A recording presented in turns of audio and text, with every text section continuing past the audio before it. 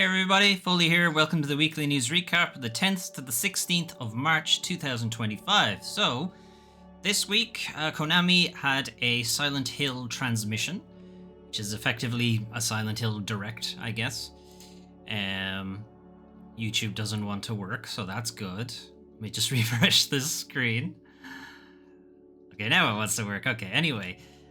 So they were showing off Silent Hill F, which is the first mainline entry in Silent Hill for a very long time. It's also the first one that's going to be set entirely in Japan. Not too much given away about the story.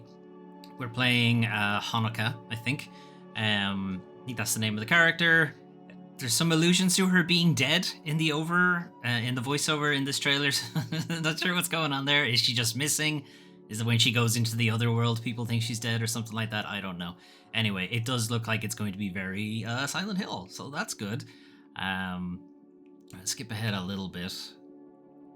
There is some gameplay options, but we don't see too much of the other world.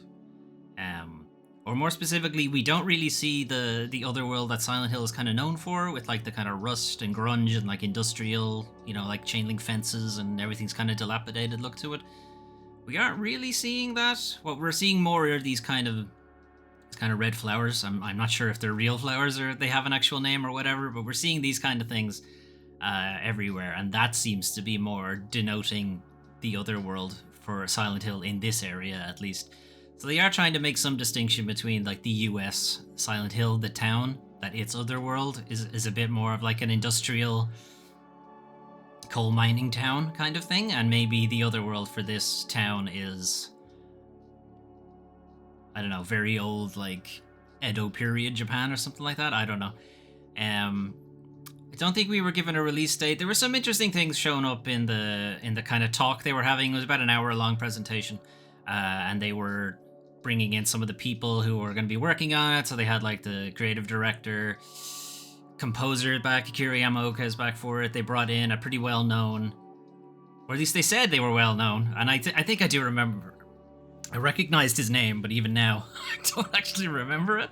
But he's a pretty well-known Japanese horror writer, and since they are focusing mostly on Japanese horror folklore for Silent Hill F, probably makes sense to bring in somebody who is, focused more on the Japanese side of horror rather than the American or the US version. Anyway, I don't think we have a release date or anything for Silent Hill F. I think it's still just, hey, here's what it looks like. Get hype. There's a bit at the end of that trailer where her face falls off that I don't really want to show. Anyway, okay, so wishlist now. Pretty much everything except the Switch. Whether it makes its way to Switch 2, I don't know. It's just nobody's talking about the Switch 2, so I don't think we're ever going to know. Although, speaking of Konami, that's Death Stranding 2. That isn't Konami at all. Anyway, Kojima, his next game, Death Stranding 2. We kind of already knew about Death Stranding 2 on the beach. This was a 10-minute trailer. So not like a presentation or like a gameplay deep dive or something like that. No, it's a full-on trailer that takes 10 minutes. Of course, only Kojima would get away with this shit. Anyway, it's showing off a couple of characters we haven't seen before. This guy, not the guy in the suit, the other guy, his name is Neil. He seems to be a kind of people smuggler or a baby smuggler, or by the sounds of things, at least in this particular scene, he's smuggling pregnant women into the US. Now, from the looks of things, this is set before the calamity of Death Stranding, so he looks like he's going to be playing something similar to Mads Mikkelsen's character from the first game. So it looks like he's going to be playing something close to that level of thing. We're skipping ahead. There's a lot shown off, and it's all like outside of context, so who knows where it actually falls in the story.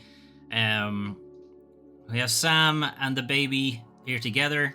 11 months after the events of the first game is when the game is set. There's some returning villains and stuff like that.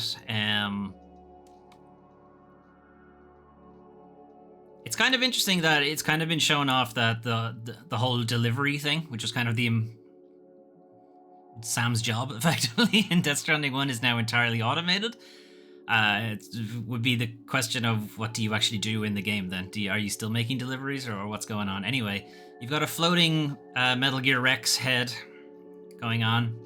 Some weird kind of cyber priests and all sorts of shenanigans. Anyway, it's a 10-minute trailer. It's, despite being 10 minutes, like, it is very well edited. Like, it's good. It's a good trailer. It does show off a lot of little gameplay elements, a lot of little like vehicles and things that you might be getting to use in different environments and what have you. It's kind of noticeable. Sorry. They're somewhat going out of their way not to show Sam's front. Well, you'll definitely notice that the baby isn't with him anyway, and there's definitely some scenes where he has the canister from the first game again, and doesn't have like the kind of fuck the baby harness thing is called. I forget what it's called now, but he doesn't have that. So clearly something happens to the kid at some point in the game. It is alluded to in the trailer, which I won't go into because we're actually at that point right now. Anyway, let's skip to the end because that's where the release date is. Actually, there's a pretty cool bit here. So here's Neil's character. He is effectively surrounded by the 4 skeleton soldiers that Mads Mikkelsen's character had in the first game. He has a fucking, just straight up, here's fucking Solid Snake look to him as well, which is pretty nuts. And that has been making its way around social media. I'm sure you've probably seen it. Kojima very much very much reminding you of what you know him for, I suppose. Anyway, but he's also dead, maybe? Solid Snake is dead? Is that what we're going with here? Who knows? Anyway, yeah, he does seem like he's very much playing Mads Mikkelsen's character. He doesn't have the weird umbilical cord thing, though, that Mads' character had. Anyway, we're going to skip to the end. Skip that part. Anyway, so pre-orders have begun, or will begin tomorrow, but that's probably the more important date, which is 26th of June, is when the game itself will be releasing. Okay, so we're going to move on. Power Wash Simulator 2, complete tonal shift here. I really like Power Wash Simulator. I just think it's a good example of when you have a good gimmick or a good feature or a good game mechanic and you just lean into it. And that's it. Like, it's not doing anything else. All you do is Power Wash in Power Wash Simulator 2. Like, that's it. That's all you do. You don't have to do anything else. Now, whether they'll keep that going for the sequel, and also what are they bringing to the sequel that they couldn't have done just through DLC? Because there are a lot of DLC packs for Power Wash Simulator 2, or for Power Wash Simulator. So what exactly makes it a sequel? We don't really know. The trailer doesn't give much away, but it is coming this year at some point. So I guess we'll find out then. Anyway. Humble Games had a showcase this week. Didn't really show off anything amazing. But one kind of interesting thing they did show off was really more of a... It's hard to even call it a teaser because there's so little to it, but Wild Blue is effectively the next thing from the team behind the original Star Fox games. As you can see from their screenshots, at least, that like it is very much it's very much Star Fox. That's what they're going for, you know. But the trailer that showed off at the showcase didn't actually have any gameplay, didn't have any screenshots or anything. It was all just kind of behind the scenes stuff with the studio, and it was a funny scripted trailer, but there was no gameplay. So that's a little concerning. Anyway, it is up on Steam if you want to keep an eye on it. You can wishlist it and follow along. Anyway. Also shown off at the Humble Games Showcase was a little bit of another look at Threads of Time. This was shown off last year? Announced last year, I think, at some point. And very much looked like definitely not Chrono Trigger. Like, that was the vibe that we got from the initial announcement trailer for Threads of Time. They've shown off a little bit more now. So they got the different timelines. We've got very into the future a little bit. We've got medieval fantasy times. I think at one point they go like hilariously far into the future, it's like 1,000,000 AD or something like that. And then the last one they've shown off, whether it'll actually be the last one, sorry, I shouldn't say that. It's like the latest one. It's like kind of a pirate times. I suppose. 1000 AD. But yeah, it's looking pretty good. It's very funny animations with this character. Anyway, it's still only a wishlistable thing. It's notably not coming to PlayStation or Nintendo, which is kind of interesting because they, particularly for the Switch, because the Switch has the last 8 years or no, has it even been out 8 years? Last 5 years anyway. Has kind of turned into the JRPG machine. So it's a little bit strange that it's not on that platform. Yeah, it's kind of strange that it's coming to Xbox and not the others. Anyway. Speaking of PlayStation, though, PlayStation is partnering with People Can Fly on a mystery game franchise. That's it. That's all we know. They're going to create a prototype based on one of its IPs. So it is an existing IP that they're working on. It's not going to be a brand new IP, so feel free to speculate. I'll try to help you out. People Can Fly are mostly known for shooters.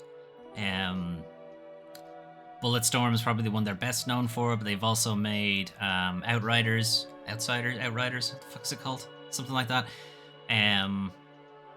They also worked on one of the newer Gears of War games, so they have got a bit of a third-person shooter and first-person shooter experience, but they've also worked on a lot of other things in like support roles. Like they've done work on Fortnite as well, so they can do a lot of things. Like a third-person action-adventure things, probably right up their wheelhouse. Up their wheelhouse? Does that make sense? I don't know. Existing IPs, it doesn't say if it's like one that's also currently in development, so they could just be doing another Horizon or something like that, or are they resurrecting a dormant IP like a Killzone or Resistance or something like that?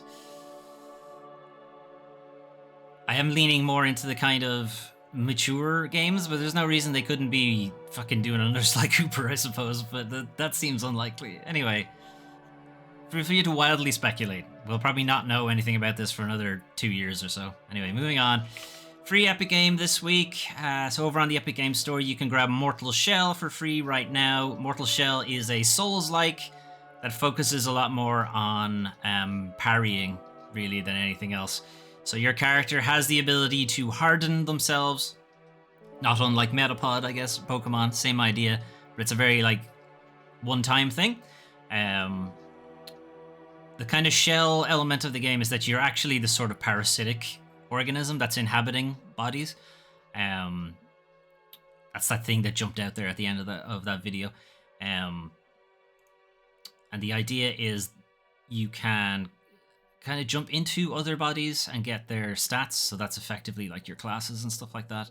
But a lot of the gameplay is just around either parrying with this holy talisman that you have, or using your hardening ability to get a sort of 1 second super armor kind of thing going on. It's pretty hard though. It's a Souls game, right? It's hard. It's a hard game. Anyway, not just because of the hardening ability. Anyway, moving on. Monthly games, we're getting into the middle of March, so that means both PlayStation Plus and the Xbox Game Pass will be getting a refresh. Probably won't hear about Xbox until next week, but for PlayStation Plus, you'll be looking at UFC 25 coming to the PlayStation Plus Extra catalog. Who cares, really? Prince of Persia: The Lost Crown is really, really, really good Metroidvania. Excellent game. Highly recommend. And if you already have the subscription, you should definitely be playing this when it comes out. Captain Tsubasa, Rise of the New Champions is a sort of anime football thing. I don't know if it plays kind of like anime FIFA, if that's the deal, or if is it a little bit more action-based. I don't know. Never played the games.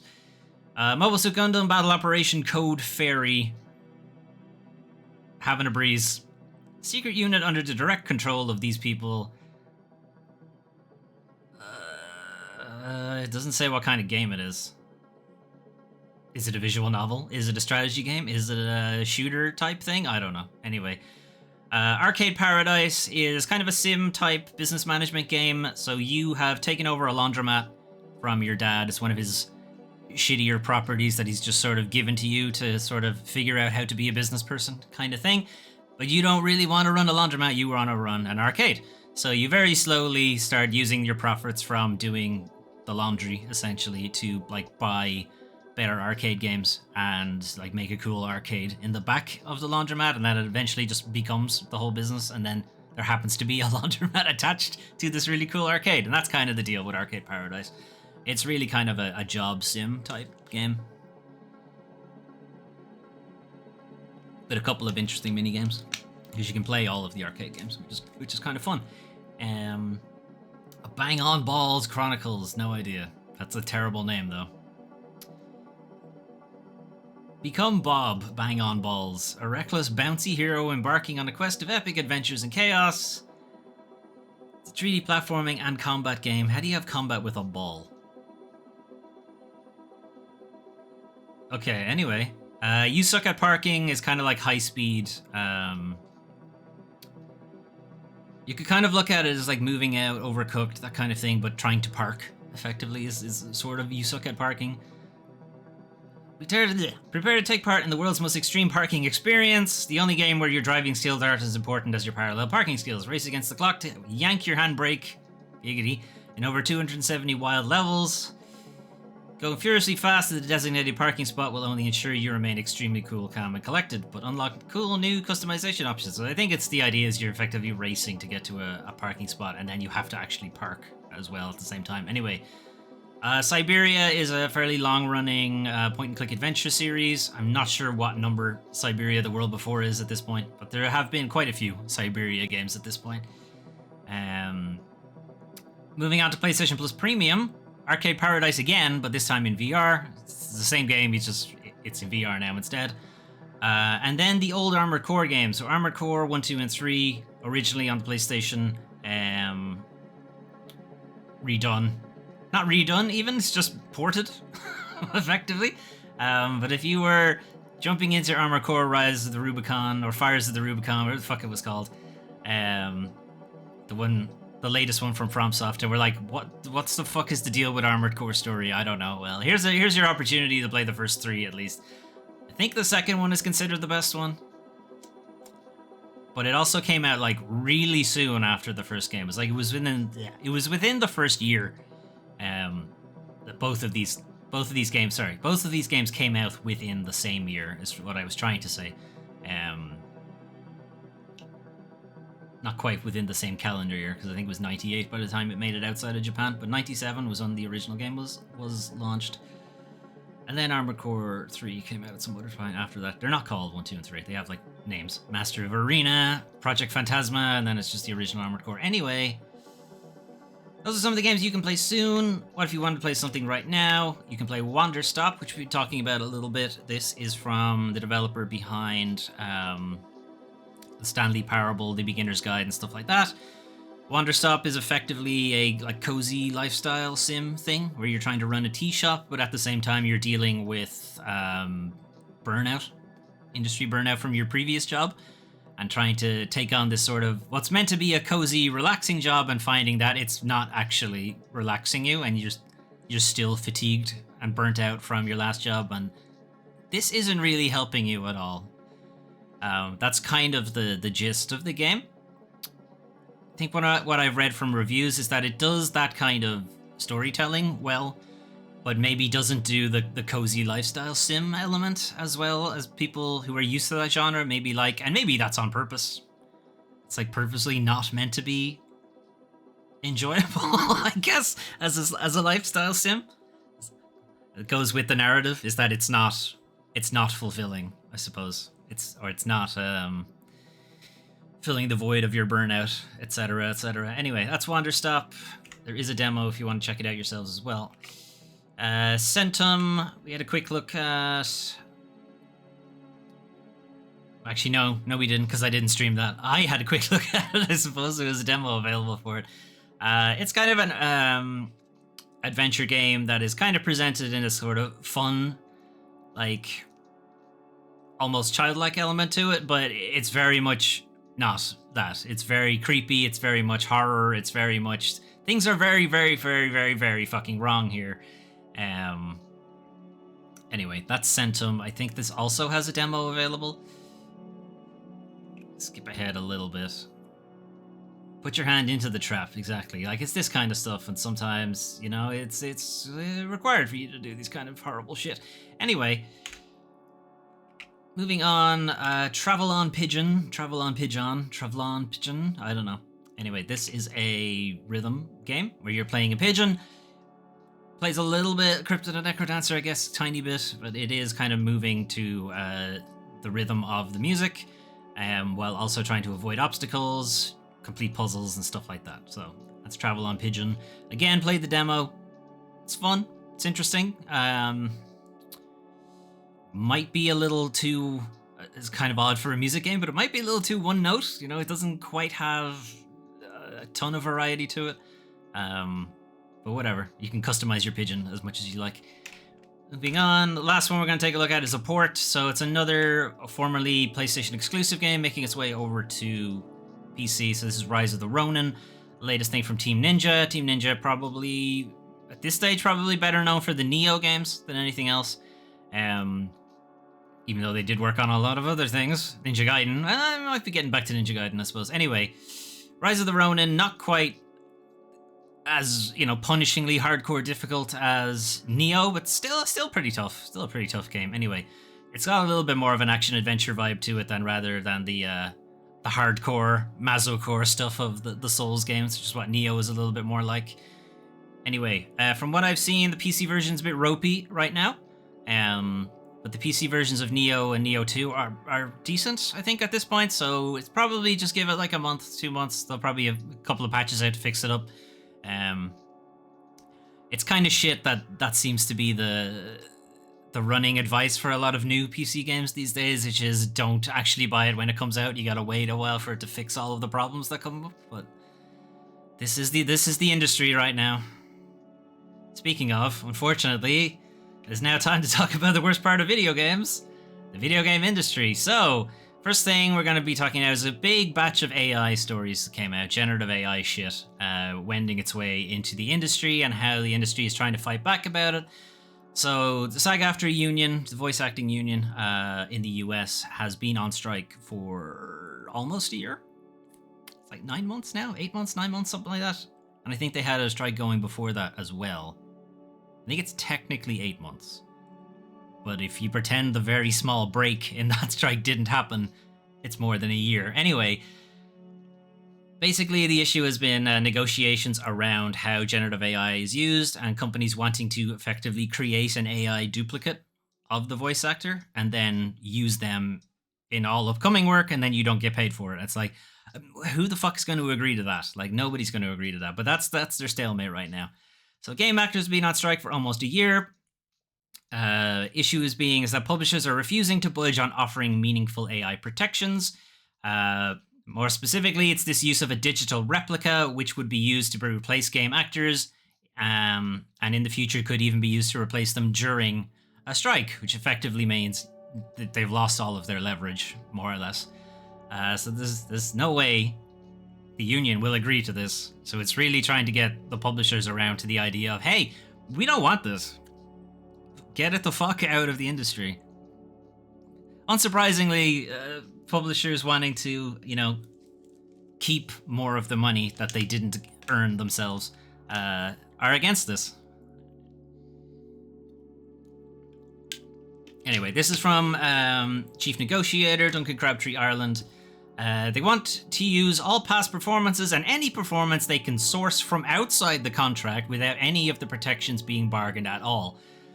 You could be told nothing about your replica being used, offered nothing in the way of payment, and you could do nothing about it. They want to be able to make your replica continue to work as you during a future strike, whether you like it or not, and once you've given your specific consent for how your replica can be used, they refuse to tell you what they actually did with it. So they just want to just replace you entirely with a digital replica. The really interesting one is kind of the first line. They want to use all past performances and any performance they can source from outside the contract without any protections. That's essentially if you've ever given an interview, they can use your voice from that. Now, copyright aside, because they absolutely would not own the copyright to that interview. If you conducted an interview on a news channel, for instance, CNN, Fox, whatever, RTE in Ireland, BBC, whatever. They own the copyright to that interview. So you would not be allowed to use that under copyright law. But of course, generative AI assholes, they just say whatever about copyright, but whatever. Putting that aside, this effectively means you would stifle any kind of voice actor speaking out, because anytime they would speak now, that would be taken and used to train an AI model. Just all by itself is just a shuttering of free speech, essentially. They would have to just type everything. You have an interview with somebody, I just have to like write it down and just put it up to the camera what my response is, because they can't use their voice. Like, that's pretty shit. But also they want to use previous performances. Previous performances obviously wouldn't be under these generative AI carve-outs, that whatever the next contract might be wouldn't be under those restrictions and rules, so they feel they're freely allowed to do that. Which you absolutely fucking aren't, but okay. Anyway, the Guild is not close to a deal on AI protections at all, so this strike is going to be going on for quite a bit longer by the sounds of things. SAG-AFTRA have also accused game companies of wanting to retain overly broad loopholes that would effectively render the whole AI protection provision moot. So they want let companies create digital replicas using any existing in-game performance from prior to the next contracts. As I was saying, they feel that any previous work is just fair game.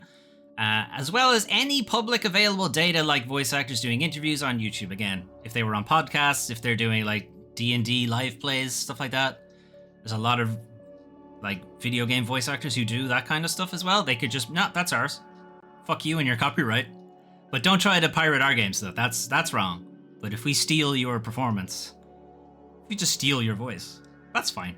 That's not a problem, right? Anyway, digital replica and generative AI protections only apply to services provided after this agreement is signed, is effectively what they're going for. So they can have anything before that.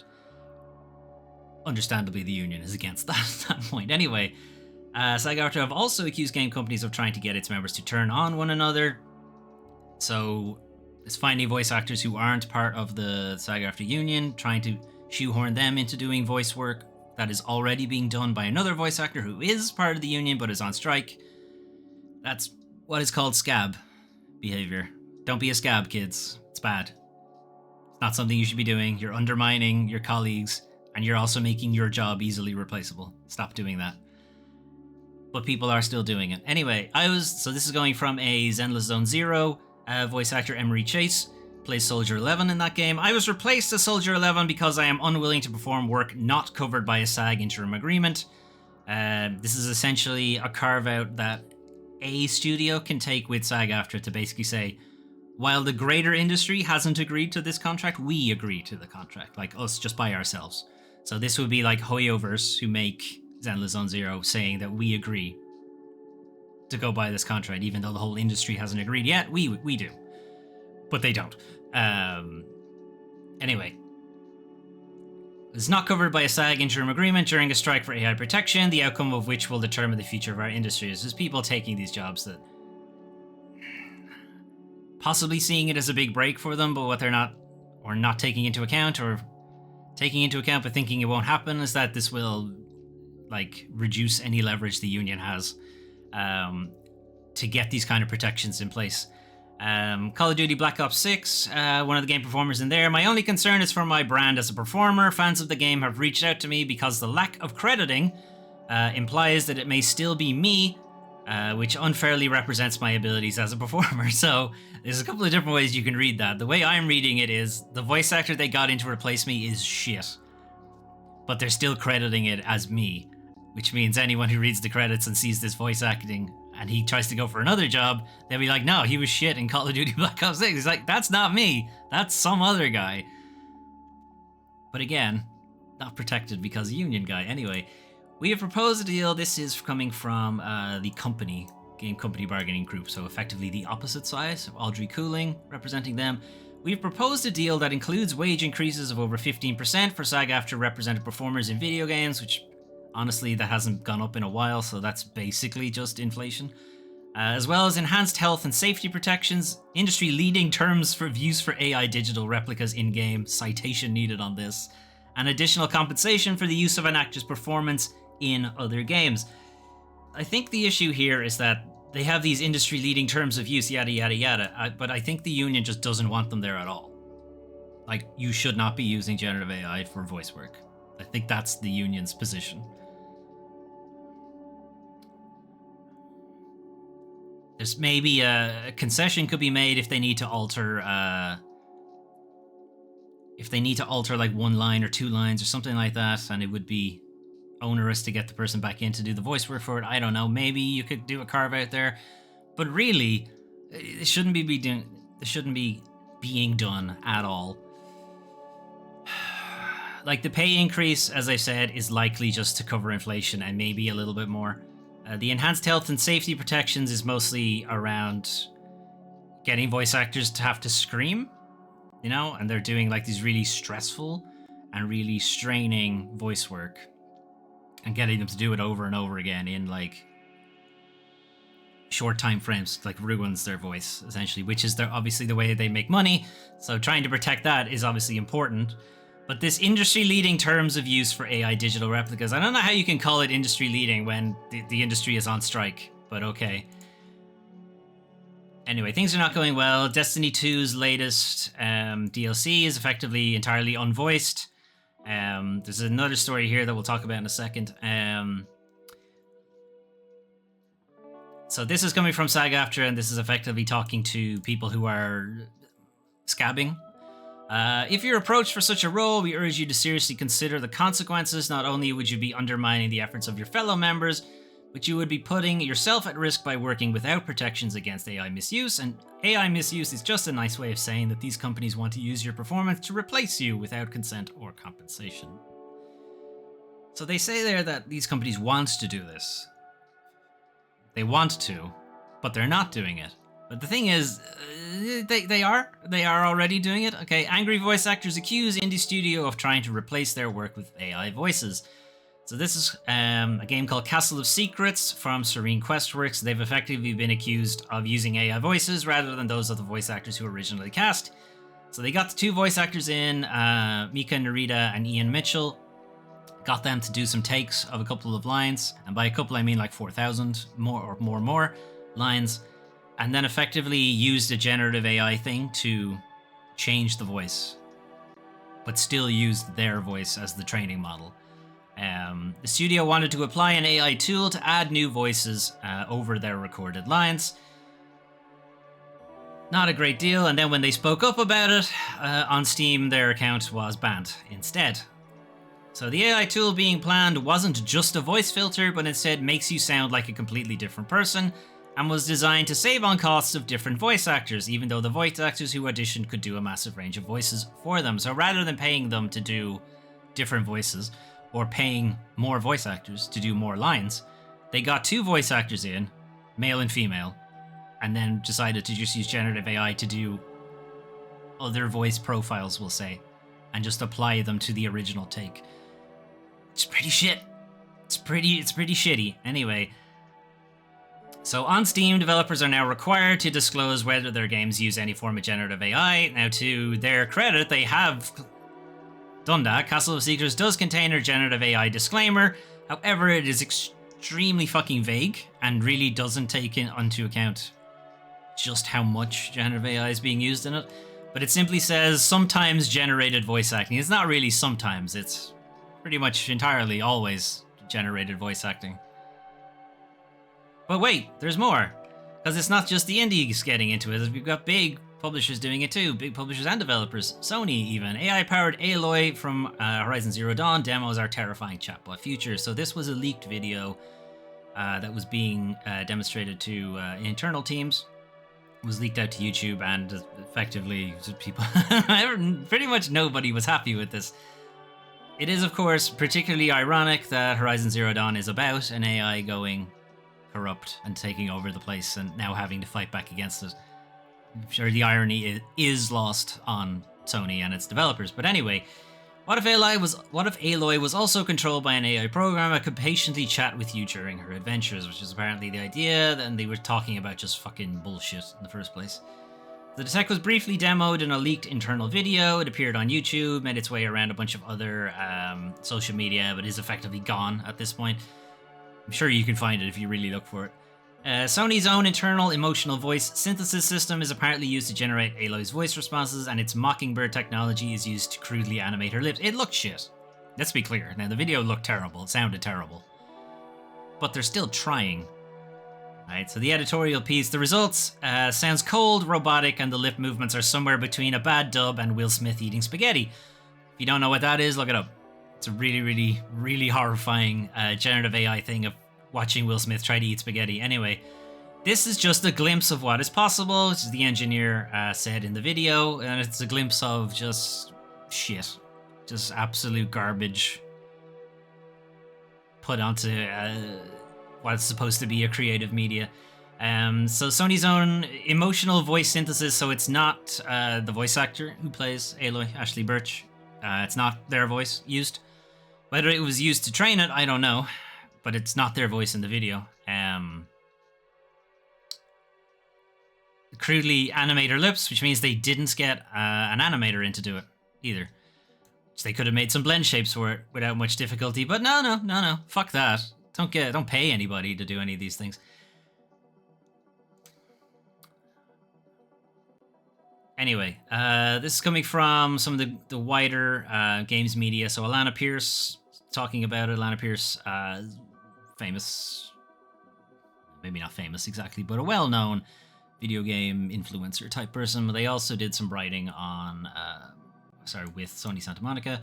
I was led to feel very confident that Sony wouldn't do anything like this, but clearly that's not the case.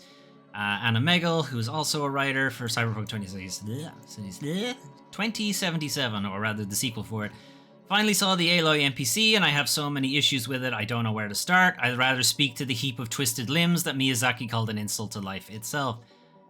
If you're not familiar with that, Miyazaki, Studio Ghibli, was shown, this is years ago, was shown a generative AI animation of some Studio Ghibli art, and he called it an affront to life itself. That's how he described it. It is a super awkward video because you have the guys showing it off thinking, oh, it's great, and we're talking to the guy himself, and he's like, this is disgusting. I never want to see this again. Never show this to me. I'm retiring again from the industry for like the 8th time or something. Anyway. So companies have been exploring generative AI, yada, yada, yada. Just to give you a little bit of a background on it. I thought this line, though, was kind of funny. Uses for which aren't immediately self-evident. There is no use case for any of this stuff. Because all of it is done better by a person in way more efficient ways than it is right now. Even cheaper. You still have to pay somebody, whatever. Even that is cheaper than what they're doing here. And they're still trying to force it into the industry. It's awful. Anyway, we're talking about them still being on strike, and that's kind of the rest of the article. Anyway. And again, some of the irony, a kernel of the entire thing that went haywire and ruined the planet in the Horizon games, and which Aloy has spent hundreds of hours fighting to fix. But no, let's all welcome our new AR overlords. Anyway, Ashley Birch was reached out to about how she felt about the controversy around... controversy is a way to put it. The disgusting shit going on there. The Aloy, anyway, claimed it was dealing with a sore throat, which is an excuse for why it didn't sound like actually Aloy. Anyway, I saw the tech demo earlier this week. Guerrilla had been in contact with me to say the demo didn't reflect anything that was actively in development. It is quite clearly actively in development. There is somebody developing it, therefore it is actively in development. But okay, sure. Sony didn't use any of my performance, none of my facial or voice capacity, etc., etc. However, I feel worried. Not worried about Guerrilla specifically, or Horizon, or my performance, or my career specifically even. I think she would be fully justified to be worried about those things, but okay. I feel worried about this art form, game performance as an art form. We're asking for protections. This is talking about the strike. What we are fighting for is you have to get our consent before you make an AI version of us in any form. You have to compensate us fairly, and you have to tell us how you're using this AI double. I think the consent thing is probably more important, because you could just say, no, fuck you. Anyway, also means you probably won't get the job, which is another issue that we'll have to talk about later. I just imagine a video like this coming out that does have someone's performance attached to it. So let's say it did have her voice in it. That does have someone's voice or face or movements, and the possibility that if we lose this fight, that person would have no recourse. They wouldn't have any protections or any way to fight back, and that possibility, it makes me sad, it hurts my heart, and it scares me. I want to be able to continue to do this job, and if we don't win, then that future is really compromised. I'm not trying to put any game company specifically on blast, because I want to work for them still, anyway. I don't think the technology isn't the problem. I do. I do. It's not the whole problem. The real problem is them trying to force the technology in. Game companies wanting to use the technology isn't the problem. The problem is we are currently on strike and the bargaining group will not agree to give us common sense protections. Anyway. Horrible AI shit continues because it's the, I don't know, it's the tech industry's thing that they think will make them money because they've run out of other ideas. Anyway. We're going to move on to another shitstorm. The Disco Elysium shitstorm. Anyway. So, the original Disco Elysium Studio Zaum, are finally releasing another game. It's been quite a while. They've delayed and cancelled and scrapped and whatever. And then there was the whole mess with everybody leaving. And the hostile takeover shit and all that kind of thing. Anyway, they're finally bringing out a game, maybe, which is called C4. And C4 is about espionage, apparently. There is no gameplay or anything like that. It is just a kind of, like, the art is really nice. And certainly the words they are saying make it sound like a Disco Elysium type thing. I'm going to skip through it. However, the sentiment, it's not exactly... Not everybody is hype for the trailer, shall we say. You can see right now it's currently sitting on 0 likes. So they either have likes disabled or it's actually sitting on 0 likes, I don't know. But every comment has been kind of just not good. Kuno doesn't fucking care, which is a line from the original Disco Elysium. We stole Disco Elysium, would it be a more truthful statement? In the trailer it says, we brought you Disco Elysium. A dead corpse is talking. Give it like a day before you disable comments. We are Zaum. No, you're not. We brought you Disco Elysium. No, you didn't. Wish I had the confidence to be this brazen. Sorry to all the devs, but your bosses fraudulently stole the vision of Disco Elysium. So, like, it's nobody is buying this, essentially.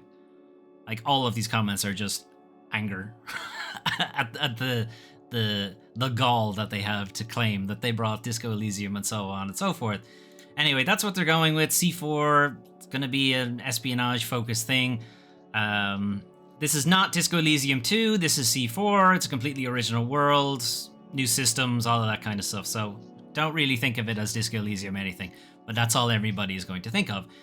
Anyway, didn't offer a look at anything in-game. This is a short teaser that showed off some nice art. There will be a presentation at some stage at GDC, which is coming up pretty soon. Zaum is also apparently making an appearance at GDC later this month, where it will presumably talk more about the game, maybe. C4 is obviously the first project following the departure of Disco Elysium designer Robert Kuberts, writer Helen Hinterpier, and artist Alexander Rostov in 2021, which is a big fucking shitstorm that we talked about it at the time. What followed has been a series of messy legal battles, a documentary, the alleged toxicity from Kurvitz, and more, and several different games claiming to be spiritual successors. There's a lot of financial embezzlement and hostile takeovers, and all sorts of fucking crazy shenanigans going on. Anyway, speaking of successors, Hopetown has also been kind of ramping up its marketing because it's planning a Kickstarter tomorrow. So Hopetown, one scrapper in the sort of Disco Elysium successor fight, reveals another ex-Disco collaborator and gets a pretty teaser to go with it. So Longdew is one of the ex-Disco studios going around there. We've got Longdew, we've got Dark Math Games, we've got Summer Eternal, and we've got Red Info, which they don't talk about in this one. Anyway, this is kind of one that seems like it's maybe the furthest along. No, sorry. This is the one that feels like it's second most furthest along. I think Triple X Night Shift, I think, has actual gameplay. But either way, they all are in more or less the same stage of development, except for the one coming out of Summer Eternal, which we'll talk about in a second. Anyway, Hopetown. It's going to be starting its Kickstarter tomorrow. It's brought on the Disco Elysium narrator, Lenval Brown. Was there for Disco Elysium Final Cut and was essentially the voice of the game entirely, almost. And they've also brought in Martin Luiga, who was an editor on the original Disco Elysium, and has now joined the team in a similar role, I believe. What is interesting is that Martin Luiga was working with Red Info for a while, and Red Info is the studio set up by Kurvitz and Rostov after they were kicked out of Studio Zaum. So he's left that studio, allegedly on good terms, but who fucking knows with this horse shit. Anyway. And then a random story that's made its way into my feeds for no reason whatsoever. Just go with me on this anyway. Okay, coding firm caught charging students for free boot camps. So, what has this got to do with video games? Just give me a second. Just give me a second. Anyway, so we've got this company, Cogrammar Limited, work out of the UK. What they effectively do is they offer coding bootcamp things for people who are looking to learn to code to enter the job market, kind of thing. They enter into an agreement with the UK government, and the UK government effectively subsidizes the course so that people can take it for free. So they're meant to be able to do the course for free, and the idea is they do this course, they apply for an interview with a company, they get a job. And whatever the company is called, Cogrammar, get a kickback. Not kickback maybe isn't the way to put it, but they get like a stipend for every person they can get through this course, and every person who takes the course and completes it, shows the certificate, gets a job, etc., etc. However, they've been doing a lot of shady shit to juice their numbers somewhat. So there's a couple of different things they've been doing, but they have been reaching out to people to like put in reviews before they've actually finished the course. They've been adjusting the length of the course while people are taking it to make it seem like they've already passed it, even when they haven't. They haven't finished the course yet. They've been getting people to... they've been fining people for not coming back to them to say that they got a job with the course. Now, I think the way it works is they get maybe a bonus if somebody gets a job out of it. But still, the idea is the whole thing is meant to be free, and they get like a government contract to do this, and the government will pay them based on person, and then I think there's a bonus involved if the person also gets a job after doing the course as well. So instead of trying to get that bonus, legitimately by making a good course and getting people in positions to get those jobs, in some ways, they're going to try to extract that bonus from the person who took the course instead. So they're sending around letters saying you'll face legal troubles if you don't pay us this money because you took the course and then didn't get a job out of it. It's your fault somehow that happened, and not just look at the fucking world right now, but okay. Anyway, so they're being investigated now by the UK government for pulling all of this shit. They're also known as Hyperion devs somewhere else in Europe, but Hyperion and Cogrammar are effectively the same thing. Now, the important thing is this is in video game industry bullshit and not just tech industry bullshit kind of stuff. So why is it there? And the reason it's there, and this is a lengthy article, and I do encourage you to read the whole thing, but we're going to skip to the end because we're looking for a particular name, and the name we are looking for is Riaz Mullah, Cogrammar's CEO, who has been dubbed the Steve Jobs of South Africa by South Africa. So is that praise? I don't know. But anyway, he's responsible for setting up all of this. It is alleged that he knew exactly what was going on. Freedom of Information graphs would show that the DFE, the Department of Education, has received complaints regarding almost a quarter of all of its bootcamp providers. Numerous complaints involve Cogrammar. There's a lot of things that allege that he himself is attached to a lot of these. Now, who is Riaz Mullah? Riaz Mullah runs Longdo. This company that's pushing out the Disco Elysium game. Was also an investor in Studio Zaum, potentially also helped with the ousting of the original Disco Elysium creative team. But more than that, he is currently preventing Summer Eternal from releasing a game or from working on their Disco Elysium successor. Summer Eternal are made up of the Disco Elysium Final Cut writers, which is Arlo Tulik and Dora Klinzik, I think are their names. Almost certainly pronounced those wrong. They've effectively just been raked over the coals by this guy. He's just trying to extract money out of them. He's trying to silence them and stifle them and so on, and many other things.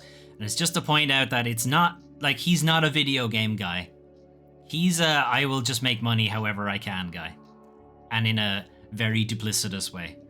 Like, I was, happy to put my money towards this Kickstarter until I started seeing like kind of all this news and stuff. And it's like, as much as I want to give the benefit of the doubt, I can't really.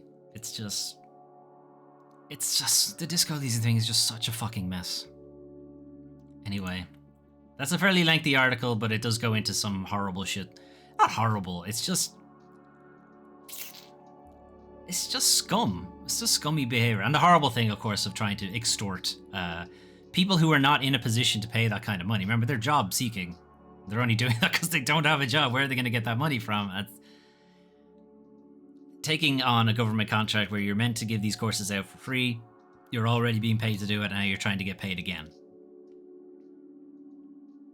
Anyway, you don't get to a position in tech CEO shit without being not in a big company anyway, not without being maybe not a great person. Speaking of not a great person, parents not comfortable about children's safety shouldn't let them play Roblox. Company boss?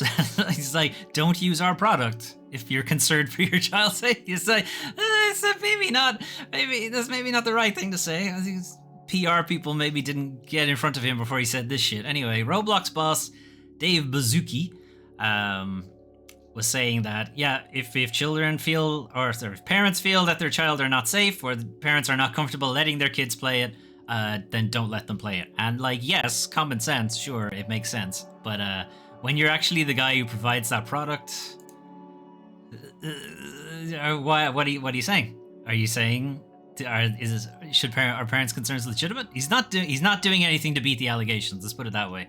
Anyway, Roblox touts 80 million daily users, but has frequently been criticized for its lax player safety, particularly as the bulk of its audience is under 18, and even further under 13, even in most cases. Anyway, my first message, this is from Bazuki, my first message would be, if you're not comfortable, don't let your kids be on Roblox. That sounds a little counterintuitive, but I would always trust parents to make their own decisions. Now, that line by itself, fine. Like, there's common sense. Like, if you're not comfortable, then don't do it. You could say that for a lot of things. If you're not comfortable going to this party, then don't go to the party. If you're not comfortable seeing this film, don't watch it. Like, any of these kind of things, like, it's fine. It's a little bit different when you're the one who provides the product. If you're not comfortable eating my food, don't eat my food, I guess. But it's not a case of them trying to say, I didn't put poison in your food. It's fine. Don't worry about it. Not, why are you uncomfortable about eating it? Not that you should, the position itself is fine. It's just from a PR standpoint, it doesn't look great. Anyway, Roblox made a flurry of changes in late 2024. I added an extra syllable of flurry there, but anyway.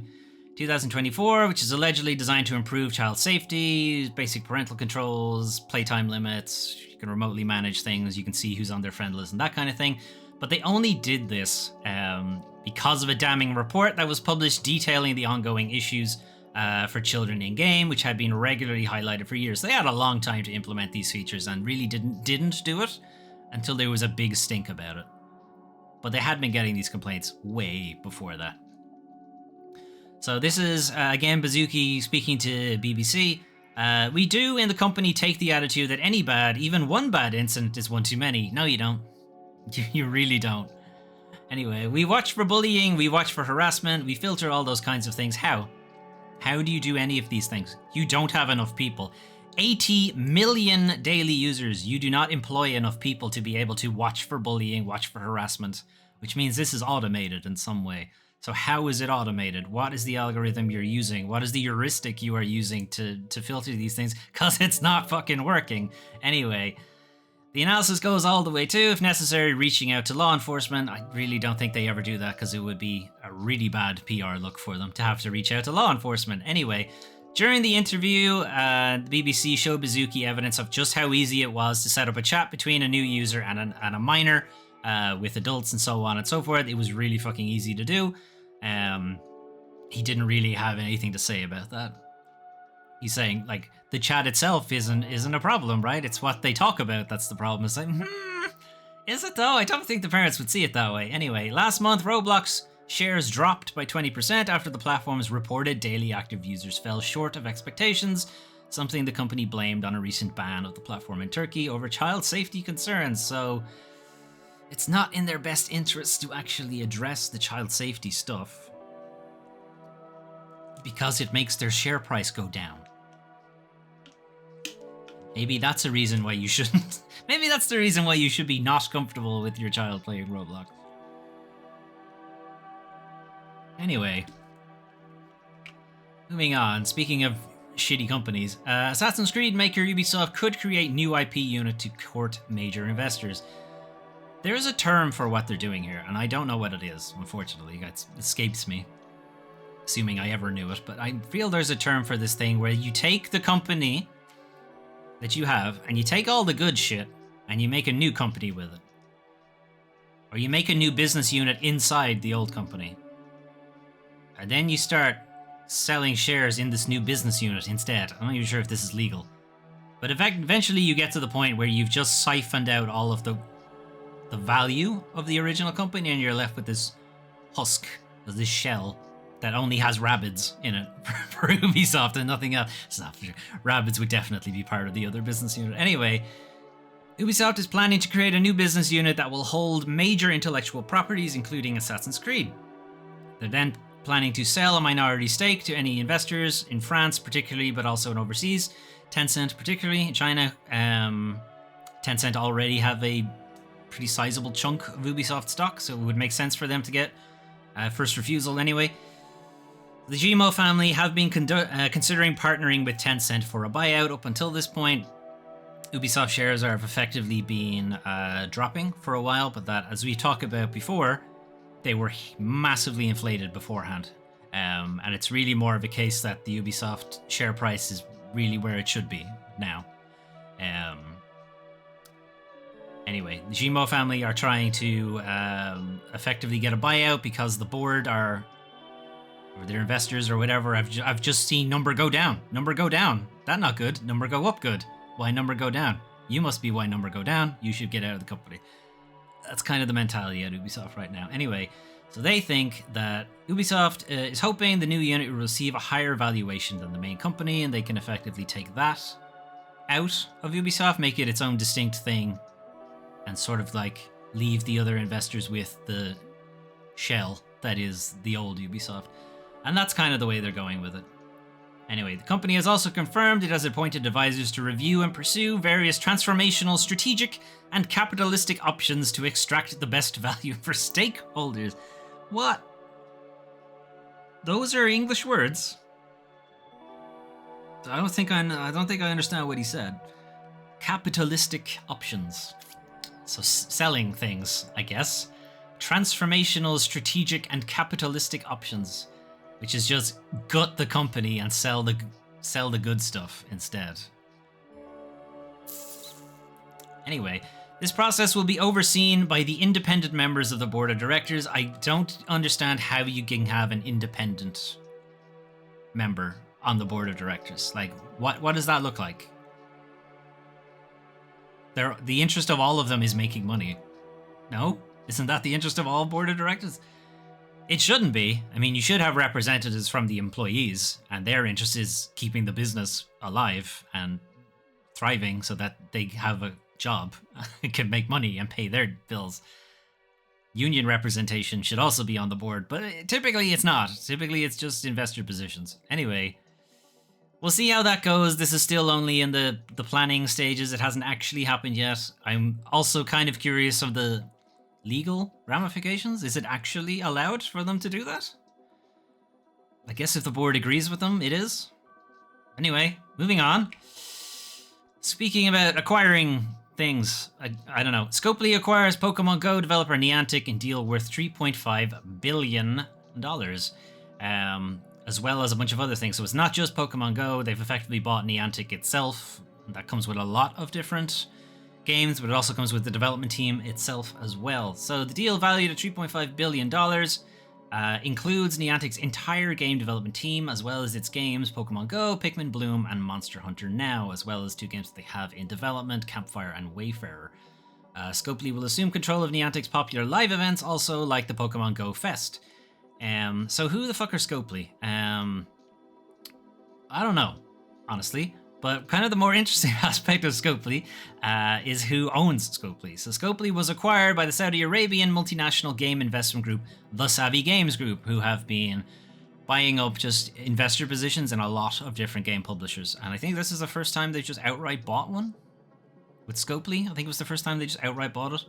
Anyway, back in July 2023 for almost $5 billion. And now they've used Scopely to effectively acquire Niantic. So, in a way, Pokemon Go is now owned by Saudi Arabia. Now, Saudi Arabian's multinational game investment group, it's meant to be multinational, but it is backed by, like, royal money, which is obviously owned by the country, and it therefore is owned by Saudi Arabia. Anyway, I firmly believe this partnership is great for our players, citation needed, and is the best way to ensure that our games have the long-term support, citation needed, and investment needed to be forever games. Why did they need to be forever games? That will endure for future generations. They didn't just make one Pokemon game and then just sit on it forever. That's not what happened. They kept making other Pokemon games. Now, you can argue that they're all the same game, sure, but the point is they kept making them. They didn't foresee any of them as forever games. The concept of the forever game is just antithetical to creativity. It's just stagnant and not really anything I think a game developer is trying to make. A game publisher maybe, because it's essentially, it's a forever game, which means people play it for forever, which means we get paid money forever. We make one product one time and just get paid for it forever and ever.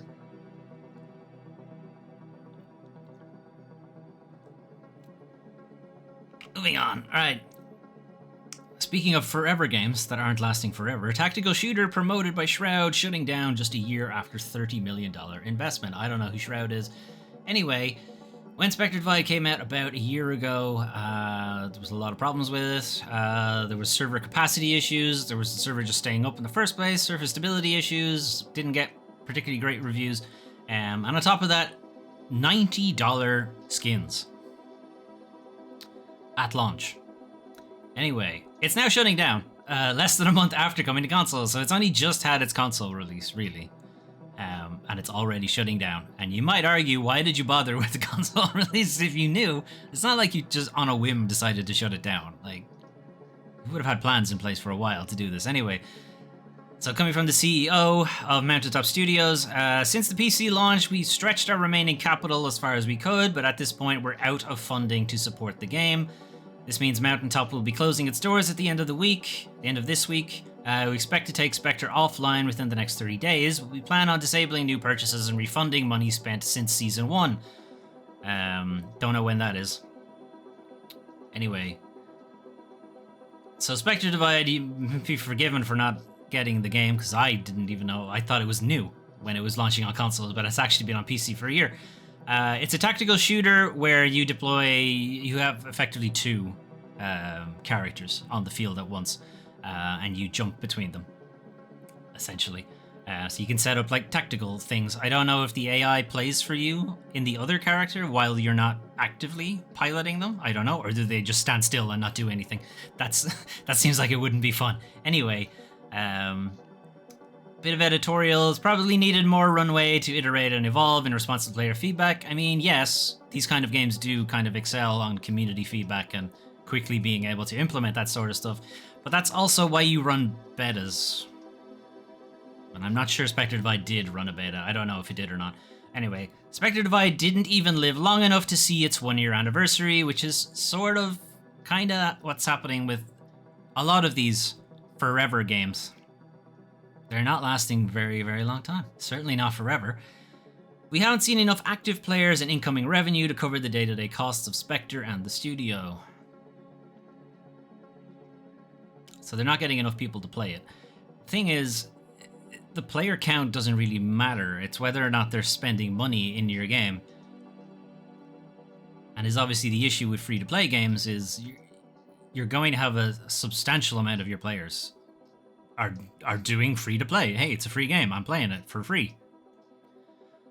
Whether you can convert those people into paying for your microtransactions. If one of your microtransactions is a fucking $90 shop skin, I mean, can you really be surprised you're not getting that revenue? Anyway, Mountaintop Studios boasted veteran talent from Naughty Dog, Respawn, and other AAA studios. It employed over 70 staff, so effectively all of those people have lost their job.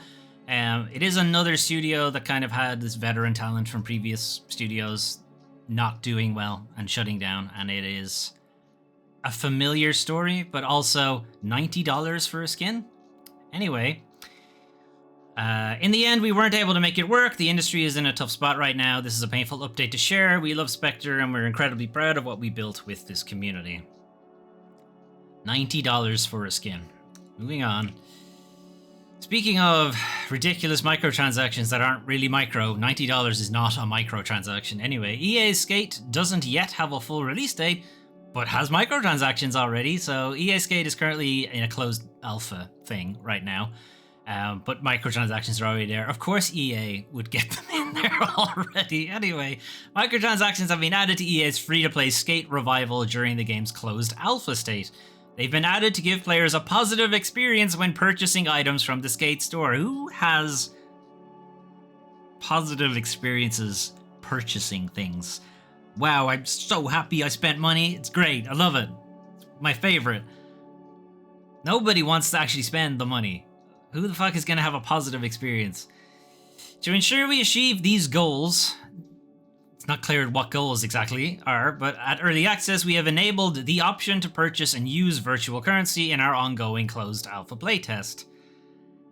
Why? I mean, testing the shop out, sure, makes sense, but like, this isn't when you would do it. This is way too early in the process for doing that kind of thing. But you can see where EA have their priorities. They're using the closed alpha bit, which is when you're meant to be refining the actual game itself. That's when this side microtransaction should come in.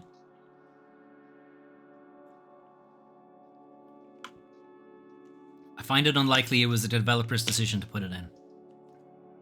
Anyway, the developer has told players that any purchases made during the test will be converted back into real money? No, into virtual currency. Oh great, prior to the game's early access launch. If they really wanted to test the shop out, they would just give all of the closed alpha guys just a sum of fake money to test out the shop. If that's really what they were doing.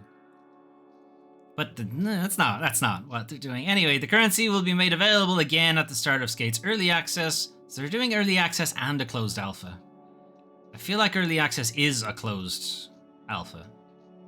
Like it's closed because you have to buy it to get into it. Like, that's the closed bit. If it was open, it would be because... Anyway, players must ensure they use the same EA account, yada, yada, yada. So yeah, you're spending the money and they'll give you the money back, but they're not giving you the actual money back. They're giving you the virtual fun bucks back instead. Like, if it was really a case of them just testing the thing out, it would be, here's some fake money. Because it's fake money anyway. We're just changing a couple of numbers in a spreadsheet. Like, that's all it is. It's not like it's actual currency. Anyway, moving on. Last thing we're going to take a look at is actual good news, maybe. Ori developer Moon Studios goes fully independent. Will finish No Rest for the Wicked without Take-Two. So, this is coming out of the mess with Private Division. Private Division was a kind of indie publisher label owned by Take-Two, which Take-Two has sold off. They sold Private Division November of last year. The buyer, it's still, I'm not sure we know who it is. It's a private investment group. Purchased basically all of the existing games at the time that were attached to Private Division, except No Rest for the Wicked. Take-Two made a carve-out for that because they wanted to keep it. Turns out, I guess, maybe they don't still want to keep it. Anyway, Moon Studios says it is now fully independent. We have secured the publishing rights for No Rest for the Wicked, allowing us to execute our vision without restrictions. So they are now... Moon Studios is now fully independent, effectively, for No Rest for the Wicked anyway. Just currently in early access. They're bringing out a new update, and then after that they'll be working on another major update. When are they working on the 1.0 release? Because I really want to play it, but I'm sticking to my guns of I don't play early access games. I will play it when it's done. That's my mentality. This is maybe the first game where I've been considering just biting the bullet for early access because I really want to play it. But I'm gonna wait. Anyway, at least in this case, I know that if I do give them their money, they're getting it, and it's not Take-Two getting it, because they don't fucking need any more money.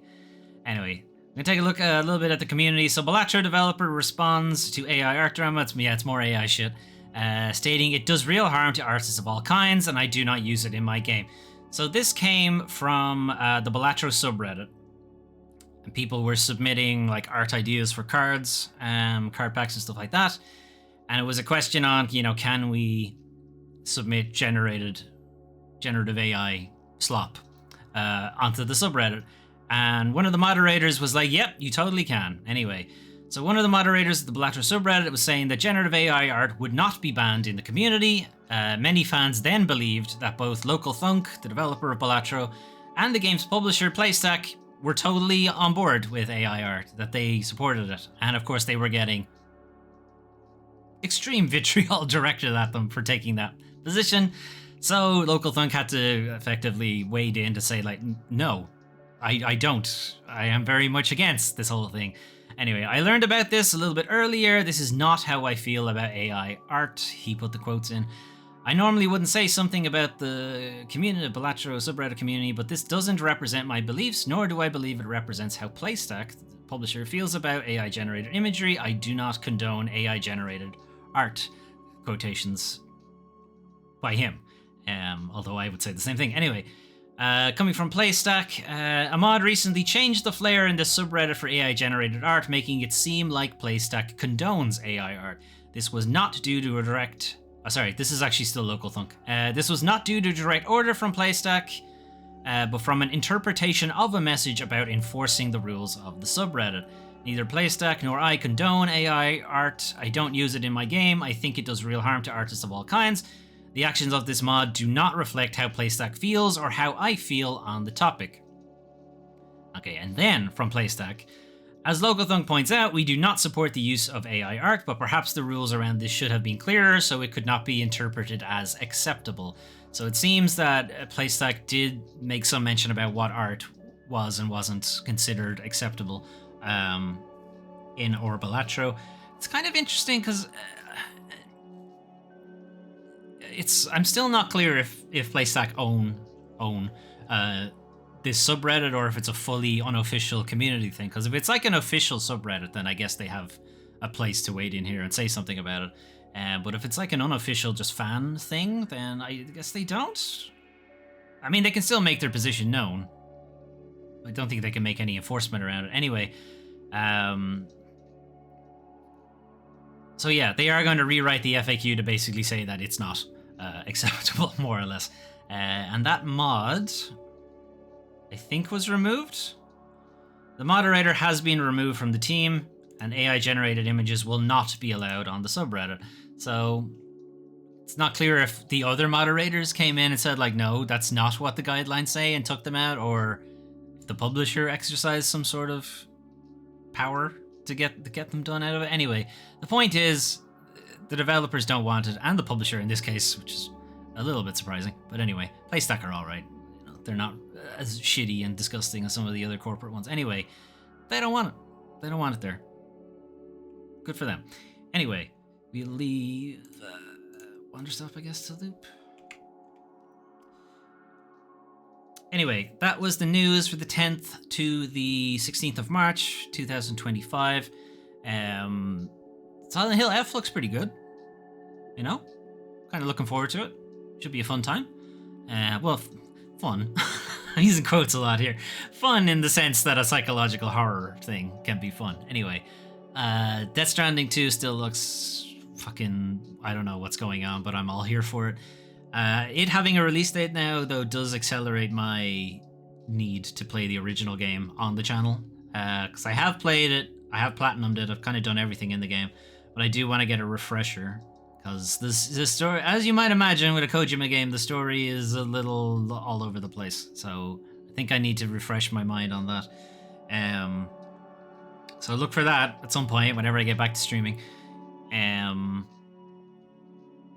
Outside of that, the Humble Games Showcase didn't really show off much new. The Wild Blue Star Fox successor type thing. No gameplay. I mean, it seems like they're having fun, at least, making the game, but not being able to see any gameplay is a little bit disappointing.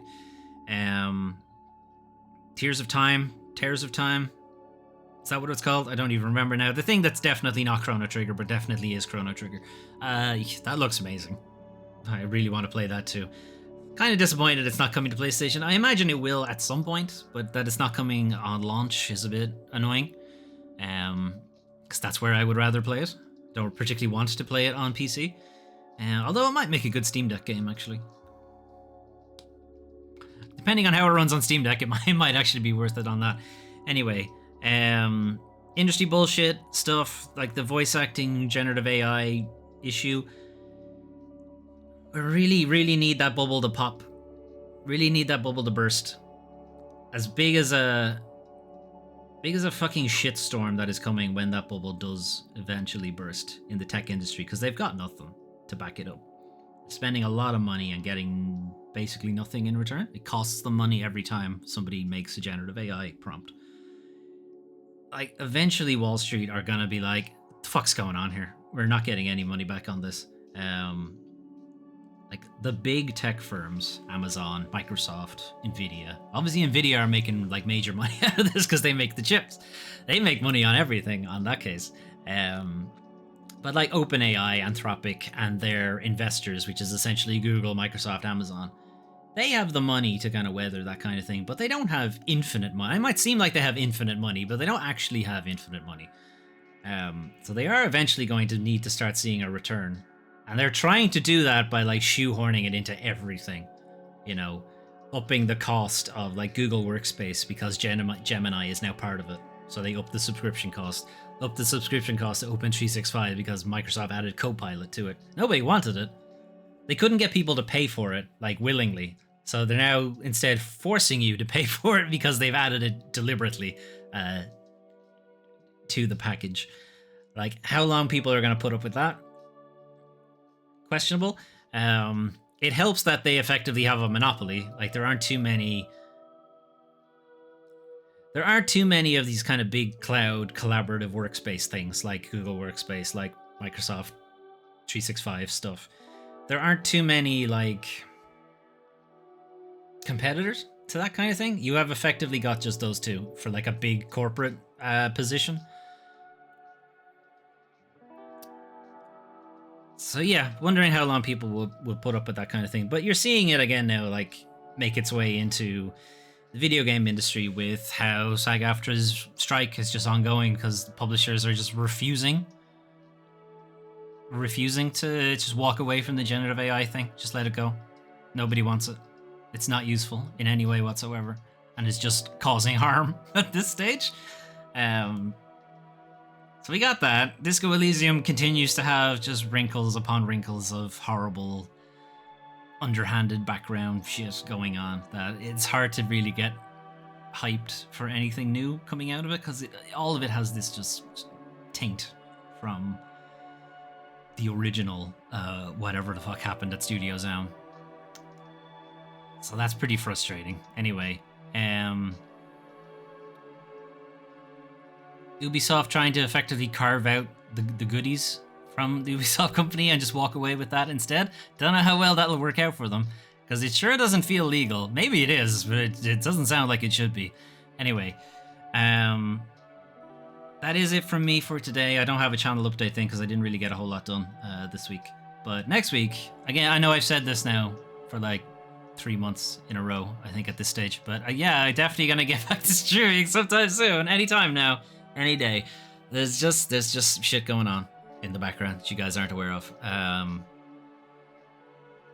But we'll get back to it at some point. Anyway, I'm gonna head off. Have a good rest of your day, and hopefully I'll see you at some point during the week. Bye bye.